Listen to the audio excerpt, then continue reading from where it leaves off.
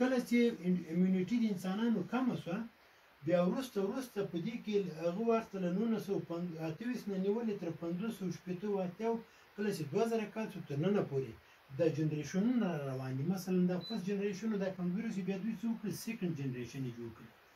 سیکنډ جنریشن فرست جنریشن به څه کول دوی به یوازې په ګرام نیګیټیو د بکتریا عموما په دوه رقمه هغه دوی تشریح کوي ساینسدانان. یو ته وایي ګرام نیګیټیو بل ته وایي ګرام چې پازیټیو. په ګرام نیګیټیو کې بعضې وخت د بکتریاګانې داسې یو خاصیت پیدا کوي چې هغوی د دوایي ځان ته اخلي یا مثلا دوی چې کوي سنسیټیو دي د مقابل کې حساسیت ورسره لري. نو هغه وخت کې به دا ګرام پازیټیو نو ګرام نیګیټیو به ډېرې وي. د دوام د دغه لپاره جوړ شوي پنسلین به کله په تطبیق کړي نو هغه به بیا تاثیر کوي یا کار به کوي. وروسته بیا کله چې دوی بل تشخیص هغه څېړنې وکړي چې دې بکتریاو کې خو مفید هم شته غیر مفید هم شته. په غیر مفیدو کې ګرام پازیټیو هم شته. نو دې ته بیا چې کوو دې فرست جنریشن بیا کار نه ورکوو دوی مجبور شول سیکنډ جنریشن یې جوړ کړي. سیکنډ جنریشن یا دویم نسل د انټي بیوټیک په ګرام نیګیټیو کې هم کار کوو په ګرام پازیټیو کې هم کار کوو. یو 10 کاله چې دا جنریشن وچلې دی 15 کاله نو وروسته د انسانانو ایمونیټي بیا ډیکریز شو یعنې کمه شوه. دوی څه کړل بیا هغه کې مجبور شو چې دریم نسل یعنې تھرډ جنریشن انټي بیوټیک بیا دوی جوړ کړل. په تھرډ جنریشن کې هم مثلا زه به یو تشریح بله درکړم. دوی د دویم نسل انټي بیوټیک د دې لپاره استعمالول چې هم د ګرام پازیټیو هم د ګرام نیګیټیو بکتریاګانو مخه پې ونیسي. مخه څنګه پې ونیسي؟ اصلا دوی د بکتریا مثلا داسې یو دیوال لري دا دیوال د هغه څه کې بکتریا خپل ژوندی موجود ده. د انټي بیوټیک چې ته خورې دا خپل ژوندی موجود ده. داسې کله ته ځان ورسوي نو دوی څه کوي دغه دیوال یې اصلا تخریبوي. دا دیوال تخریبوي. که چېرته دا دیوال تخریب شو او دې بکتریا چې تا په ځوان کې موجوده ده دا چې د غیر مفیده بکتریا ده او دا تیز چې خوري دا چې د انټي بیوټیک ده. دا انټي بیوټیک څه کوي دا د دغه دیوال تخریبوي. دا دیوال تخریبوي. که د دې زور پې ورسېده نو څه کوي دا بکتریا کرا دا بکتریا پې قوي کېږي او دا کمزوري کېږي. دا له منځه ځي او دغه مرض ختموي. که چېرته داسې وي چې دا بکتریا ګرام پازیټیو وه بیا دغه انټي بیوټیک چېرته تا ته توصیه شوی وي یا ته استعمالوي که ته څومره هم وخورې دا نشي کولی چې د دغه دا دیوال یا وال یا سیسټ دا سیسټ مات کړي او ورننوځي. دلته نشي ورننوتی. چې ورننوځي نو بنا د تا د انټي بیوټیک خوړل فایده نه کوي. بیا به څه کوي؟ بیا په هغه وخت کې ساینسدانانو ویلې چې موږ بل هغه ته ضرورت لرو نو دا ګرام سیکنډ جنریشن د همدې لپاره جوړ شو چې په ګرام نیګیټیو او په ګرام پازیټیو دواړو باندې کار وکړي. دې هم کار کوو. کله چې دا کمزوري شو بیا دریم نسل جوړ شو. دریم نسل چې کله جوړ شو دوی به څه کوو؟ په ګرام نیګیټیو باندې هم کار کوو په ګرام پازیټیو باندې هم کار کوو. یو شی بل هم درلوده چې لږ خاصیت بل ځان ته غوره کړی وي چې مثلا هغه کیسونه چې هغه به په او پی ډي کې یا سراپا کلینیکونو کې د معالجې وړ نه و او هسپتال یا روغتون ته به انتقال شو بیا په هغه وخت کې هم دغه تھرډ جنریشن ډېر استعمالو. دا اوس هم استعمالیږي. نو په دې کې ډېرې زیات دواګانې مثلا دغه د جنریشنو به زه یو لنډ تعریف بل درکړم یا لنډ تعریف نه یو لنډه تشریح به درکړم. د اګمنټین په نامه باندې یو انټي بیوټیک ده. اګمنټین د جلد لپاره د پوستکي لپاره د غوږونو د التهاب لپاره یا د دغو شیانو کې هغه ورته وایي ډېر زیات مفید تمامېږي نن سبا. که ته څومره هم د اګمنټین وخوري د څه شي لپاره مثلا د هغه لپاره د هډوکو د التهاب لپاره دا کار نه وي. که څومره هم وخوري ولې که ته د څه لپاره وخوري د پوستکي لپاره یا مثلا د غوږونو د التهاب لپاره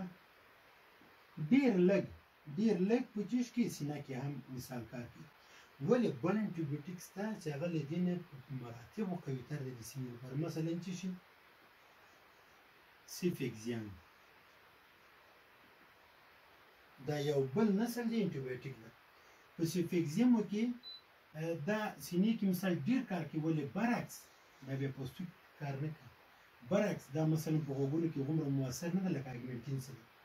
زه به بل مثال درکړم. په څلورم نسل کې چې ورته وایي فورث جنریشن، په دې کې هم عموما هغه دواګانې هغه شوې چې کله هغه له هغه نه پورته شوې د مقاومت د ایمیونټي کې کار نه څه کوي هغه جوړ شي. مثلا چې سیفټریاکزون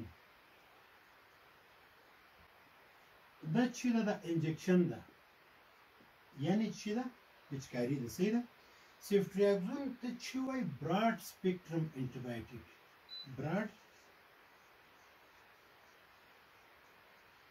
انټیبایوټیک څه معنا؟ یعنی پراخ الطیفي انټیبیوټیک. هغه انټیبیوټیک چې دغه موج زیات ده. خو د سیفټریاکزون یو بل هغه د کورنۍ د مشن سیفټریاکزیم ورته وایي. سیفټریاکزیم دا مثلا په چیش کې کار کوي دننه په نرمو انساجو د هغې کې کولمو کې یا د یوټای سره ورته په داسې هغې کې کار کوي. د دنم دا ډېر زیات تاثیرات لري. په ساینسي علومو کې چې کله دوی دغه دواګانې د ریسرچ لاندې نیسي، یعنې یوه بیا کتنه پرې کوي، هغلته دوی د ریټ هغې کې د کارکردګي اندازه یې په ریټ باندې کوي. مثلا څه وایي په لسو مریضانو باندې تطبیق شو، په شپږو باندې نتیجه چې مثبت وي. مثلا دا سیفټریاکزیم مثلا په عین مریضانو کې په عین کیس کې بیا څه وایي چې په لسو مریضانو باندې تطبیق شو، په څلورو کې خو بنان څه معنی د دې ریټ څه ده، د دې ریټ د دې پورته ده یا د دې ریټ مثلا دا کته ده، د دې کم ده. نو دوی دواګانې په دغه هغه باندې بیا کوي. نو فیفت جنریشن بیا چې کله هغه شو هغه د وسیع الطیفي یا د ډېرو زیاتو مرضونو لپاره فیفت جنریشن کې ښې دواګانې اوس ښې انټیبایوټیکونه شته. یو شی بل څه زه ورته متوجه شوی یم، ما یو وارې ډېر مخکې به ما پرسټمول دغسې لیدل، هغه به مې نه ورسره لید بروفین، هغه به په علیحده فرموله کې راته، پرسټمول به په علیحده فرموله کې راته، یو ځای نه راته. خو ما ولیدل چې آیبوپروفین جمع پرسټمول.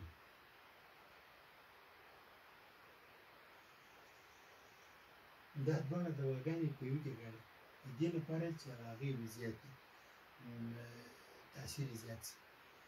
مثلا ما ولیدل سیپرو چون په هغې کې ډېر استعمالیږي، سیپروفلوکساسین پوره نوم ده، موږ تاسې نن سیپرو جمع د یوټیای د تکلیفونو په ماشومانو کې شربت کې دا سره یو ځای کوي. اوس به راسو یو بلې خبرې ته چې موږ تاسې کله دوا خورو، دا دوا ډېره مهمه ده.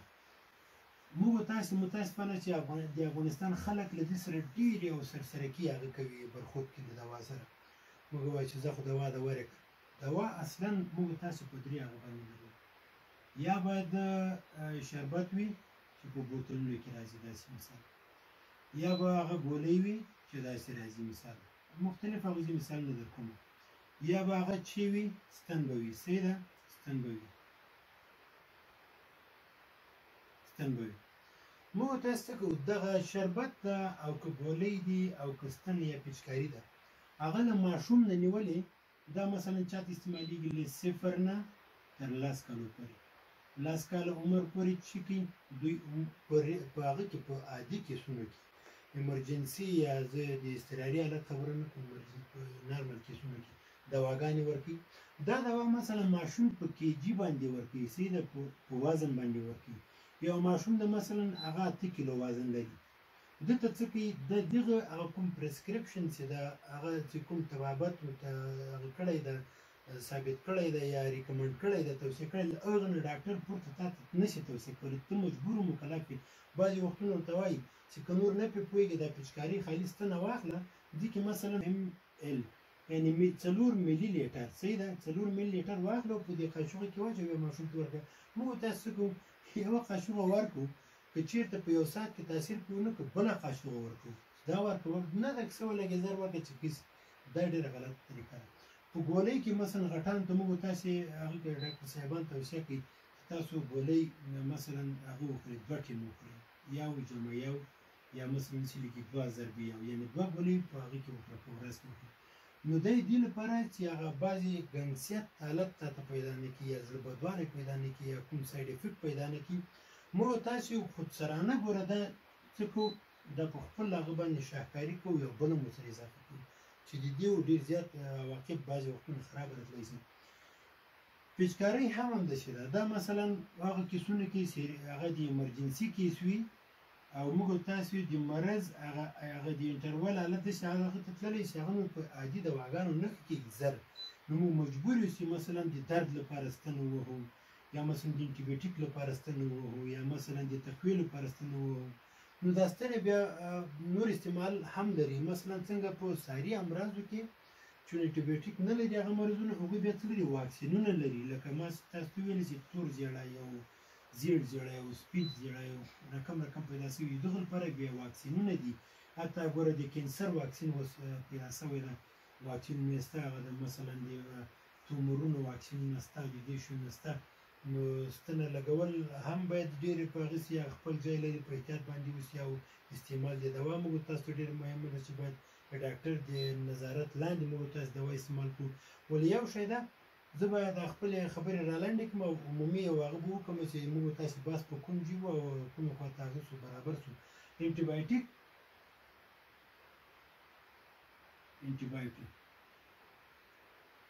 ما لکه څنګه چې ویل چې دا اصطلاح دا هغه اصطلاح ده چې قدم یا تهداب چا ایښی یونانیان ایښي په شلمه پېړۍ کې. ولې کیمیادانانو ساینسپوهانو یو ډېر غټ خدمت د بشریت ته کړی ده چې کله انټي بایوټیک جوړ کړه او دلته یې وسعت ورکړ، پراختیا ورکړه، څېړنې پرې وکړې، ځکه په دې چې د میلیونونو انسانانو ژوند ته دوی بیرته بقا ورکړې ده. په دغه انټي بایوټیک کې الله تعالی سبب شوی دی، دا انټي بایوټیک سبب شوی ده. دا انټي بایوټیک موږ تاسو په ژوند کې که چېرته په دې عصر کې اوسنی نه وای نو ځکه ډېر تکلیفونه به نور موږ تاسو پیدا شي، ډېر ژوندونه به ورسره تلف شوي. خو یوه خبره ده چې څومره انټي بایوټیک موږ تاسو استعمالوو هماغومره د موږ تاسو د ځان انټي باډي کمیږي، امیونټي کمیږي، ځکه هغه ته ریزسټنس ورسره پیدا کېږي. کله کله کله چې یو مریض باندې دواګانې ډېر تاثیر نه کوي بیا هغه څه کوي ډاکټر صاحبان هغه ته وایي ته لاړ شه د بلډ یعنې د وینې یا د یورین وینه ادرار د دغو دواړو هغه موږ وکړه د کلچر وکړه. دا ایته نمونه اخلي لیب ورانې لیبارټري والا لابراتوار والا دا اخلي، دوی څه کوي د مختلفو فرکشنونو لاندې نیسي، ادرار اخلي یا بلډ اخلي وینه اخلي، داسې فرکشن یې پکې ټوټه ټوټه کوي یو ریسیفیکزیم پې اچي بیا سیفټریکزون پې اچي هغه ګوري ریاکشنونه ګوري یعنې هغې بېرته عکس العمل یې ګوري د دې بکتریا او د هغې بکتریا هغه پې قوي دی که دا پې قوي دی هغه دواړه معلوموي. که چېرته یوه هغه انټي بایوټیک کار پې ونه کړي بل پې وراچي، که چېرته هغه کار پې ونه کړي بل پې وراچي، که چېرته هغه کار پې ونه کړي همسې ادامه ورکړي اولاد بله ځانې پې اچي، بیا څه کوي هغوی یو ریزلټ چې کله خپله پرنټي بیا داسې ورته یو ریزلټ پرنټي د لابراتوار والا همغه ډاکټر چې چا ریفر کړی دی یا چا راجع کړی ده هغه ته بیرته خپل ریپورټ چې کله لیکي هداسې ورته لیکي. مثلا ورته لیکي چې سینسیټیو یا ورته لیکي چې آر، دلته د دواګانو نومونه لیکي، مثلا لیکي سیفکزیام، دلته لیکي سیفټریاکزون، یا مثلا دلته لیکي همسې بل هغه باندې ورته لیکي چې مثلا سیفټروکزیم یا سیپرو یا لیوفلوکزاسین، دلته مثلا لیکي آر. آر څه معنی یعنې ریزسټنس مقاومت یې ورسره کوو. صحیح ده؟ دې موږ چې کله لیوفلوکزاسین په دې بکتریا باندې واچو ریزسټنس یې ورسره کوي، نور یې ګروت یا تکثر یې نشو کولی. اصلا د بکتریا د تکثر مخه باید ونیول شي چې کله هغه کمزوري شي د انسان د خپل ځان انټي بایوټیک بیرته پرې قوي کېږي بیا له منځه وړي. خدای دې وکړي چې د ما دغه نن کوم تشریحاتو صرف دې لپاره چې تاسو ته په پښتو ژبه کې په اسانه طریقه باندې دواګانو استعمال د انټي بایوټیک استعمال هغه سوی وي د تاسو د ګټې او د هغه سبب وګرځي د خوښ سبب وګرځي. الله تعالی مو سپارم مخکې تاسو